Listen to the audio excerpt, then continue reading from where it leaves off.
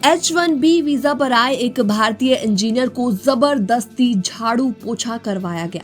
जी हाँ, एक ऐसे शख्स की कहानी सामने आई है जिसे अमेरिका बुलाया गया था इंजीनियरिंग के रोल के लिए, लेकिन वहां पहुंचकर उससे करवाया गया मैनुअल लेबर।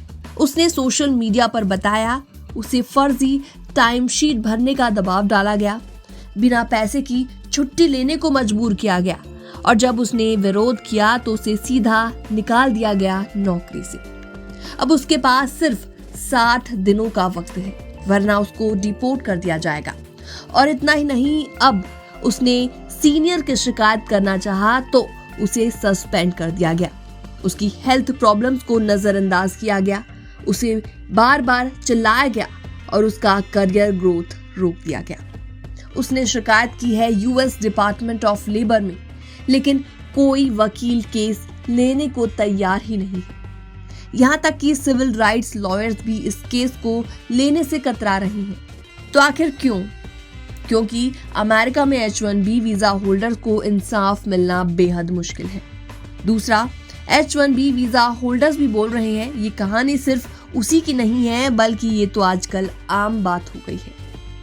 उन्होंने कहा कि हमें डर में जीने के लिए मजबूर किया जाता है। H1B वीजा सिर्फ इसलिए है ताकि कंपनियां वर्कर्स को कंट्रोल कर सके, तो ऐसे में उनके पास ज्यादा विकल्प नहीं बचते।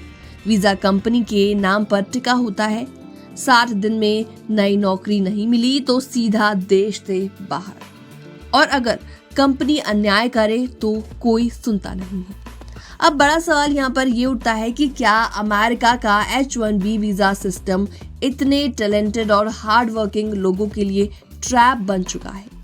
क्या ये वीजा अब डिस्पोजेबल लेबर का सिंबल बन चुका है? तो एक पूरी कहानी एक कड़वा सच उजागर करती है। H1B वीजा पर आए हजारों प्रोफेशनल्स को सिर्फ सस्ते और डरपोक लेबर की तरह ट्रीट किया जाता है।